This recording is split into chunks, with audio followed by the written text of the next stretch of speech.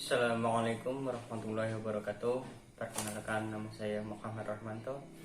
Saya akan menjelaskan materi tentang noun. Noun adalah kata yang digunakan untuk menamai atau menyebut orang, benda, tempat, dan ide. Dengan kata lain, kata ini merujuk pada benda fisik dan konsep abstrak. Contoh benda fisik seperti table, house, spoon, floor, water, dan lain sebagainya. Contoh konsep abstrak seperti time, idea, opinion, X, dan lain sebagainya. Jenis-jenis dan contoh noun. Yang pertama, concrete and abstract noun. Concrete noun. Concrete noun adalah noun yang dapat diamati oleh panca indera sehingga sifatnya konkret atau merujuk pada suatu benda secara langsung. Contohnya book, pressure, floor, car, classroom, star, moon, fryer, dan lain sebagainya. Terus selanjutnya abstract noun. Abstract noun adalah noun yang tidak dapat diamati oleh panca indera. Dengan kata lain, noun ini bersifat abstrak atau konsep keberadaannya saja. Contohnya seperti happiness, emergency, maksudnya emergency, falsehood, freedom, communist, motivation, dan lain sebagainya.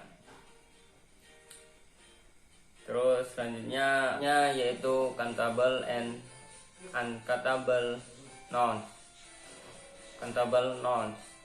Countable noun adalah noun yang dapat dihitung. Ciri-cirinya yaitu pertama, dapat diikuti oleh hitungan seperti 1, 2, 3, 4, 5, dan seterusnya. Kedua, dapat diikuti oleh artikel e dan n dalam bentuk tunggal. Ketiga, dapat ditambah akhiran s dan es dalam bentuk jamak. Contoh house, a house, one house, three house, dan sebagainya. Berkaitan dengan jenis ini, noun yang berbentuk tunggal disebut singular noun, dan noun yang berbentuk jamak disebut plural noun, s dan es. Selain itu, perlu dicatat bahwa terdapat noun yang mempunyai bentuk tidak beraturan ketika berbentuk jamak. Mereka tidak ditambah s atau es, melainkan memiliki bentuk sendiri. Noun ini kemudian dimasukkan dalam list of singular plural nouns. Contoh man, a man, two men, three men, many men, dan sebagainya. Selanjutnya uncountable noun. Uncountable noun adalah noun yang tidak dapat dihitung. Adapun ciri-cirinya kebalikan dari countable noun, yaitu tidak dapat diikuti oleh hitungan 1, 2, 3, 4, 5, 6, dan seterusnya. Tidak dapat diikuti oleh artikel e dan n, atau tidak ada bentuk tunggal. Yang ketiga, tidak dapat ditambah s dan es, atau tidak ada bentuk jamak. Contoh meal, a meal, one meal, two milks, dan lain sebagainya. Uncountable noun sebenarnya memungkinkan dihitung, namun tidak dihitung bukanlah zat atau substansinya, melainkan takaran atau wadahnya. Karena noun ini juga disebut mass noun. Contoh milk, a glass of milk, 2 glass of milk, dan lain sebagainya.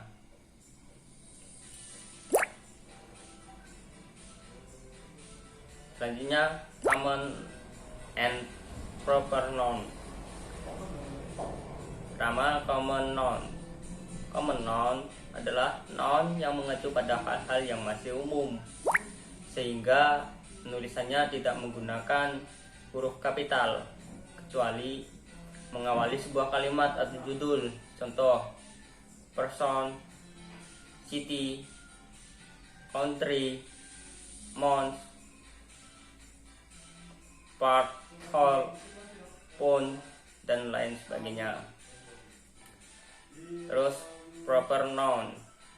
Proper noun merupakan hiponim dari common noun, sehingga acuannya lebih spesifik daripada common noun. Jenis noun ini biasa dikenal dalam bentuk nama suatu hal, seperti orang, benda, tempat, dan lain sebagainya. Dan pada umumnya penulisannya mengharuskan huruf kapital, kecuali huruf kecil telah ditetapkan sebagai bagian dari nama tersebut. Contoh, John, Semarang, Indonesia, Juli, Bernard Street House, Epons, dan lain sebagainya. Selanjutnya, collective noun. Collective noun adalah noun yang menunjukkan adanya suatu gabungan, baik itu orang, tempat, ataupun benda. Contoh, army, audience, kelas, klub, dan lain sebagainya. Terima kasih, hanya ini yang bisa saya sampaikan. Saya akhiri, wassalamualaikum warahmatullahi wabarakatuh.